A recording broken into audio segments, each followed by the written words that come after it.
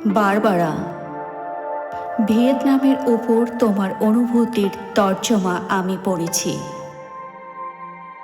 তোমার হৃদয়ের সুবাতাস আমার গিলে করা পাঞ্জাবিকে মিছিলে নামিয়েছিল। প্রাচ্যের নির্যাতিত মানুষগুলোর জন্য অসীম দরদ ছিল সে লেখায়। আমি তোমার ওই একটি লেখাই পড়েছি বারবারা। আশীর্বাদ করেছিলাম তোমার সোনার দোয়াত কলম হোক। আমার বড় জানতে ইচ্ছে করে বারবারা, তুমি এখন কেমন আছো? নিশ্চয়ই তুমি ডেট করতে শিখে গেছো। গাউনের রং আর হ্যাট নিয়ে কি চায়ের টেবিলে মায়ের সঙ্গে ঝগড়া হয়? অনভ্যস্ত ব্রেশিয়ারের নিচে তোমার হৃদয়কে কি চিরদিন ঢেকে দিলে?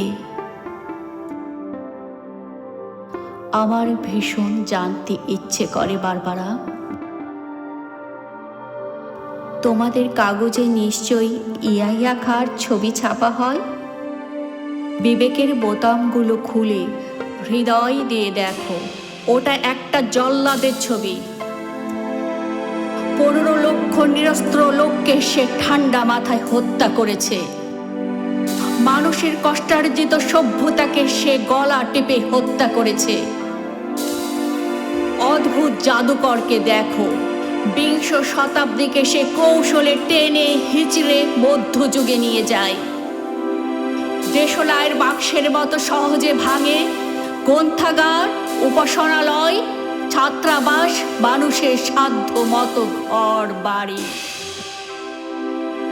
7 কোটি মানুষের আকাঙ্ক্ষিত স্বপ্নের ফুলকে সে বুট জুতোয় থেতলে দেয়। টু উইমেন ছবিটা দেখেছ বারবারা? গির্জায় ধর্ষিতা সোফিয়া লরেনকে দেখে নিশ্চয়ই কেঁদেছিলে।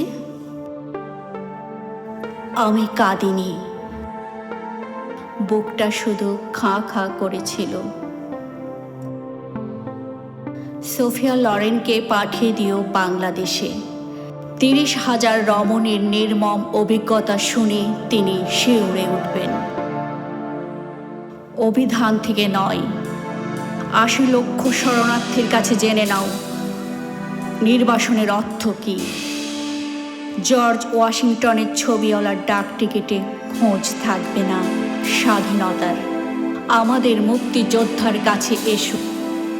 সাধু অ্যাবের মর্মর মূর্তিকে গণতন্ত্র ও মানবতার জন্যে মালের ঘামে ভেজা ফুলের তোড়া দিও না।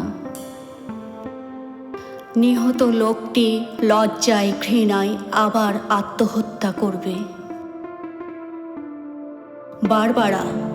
বারবারা এসো, রবি শঙ্করের সুরে সুরে মুমূর্ষ মানবতাকে গায়।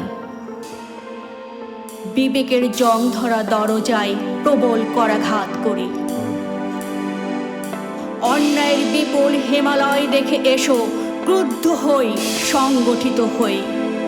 জল্লাদের শানিত অস্ত্র সভ্যতার নির্মল পুষ্পকে আহত করার পূর্বে, দর্শন ও সাহিত্যকে হত্যা করার পূর্বে, ছাড়পত্রহীন সূর্য কিরণকে বিষাক্ত করার পূর্বে এসো বারবারা। বজ্র হয়ে বিদ্ধ করি তাকে।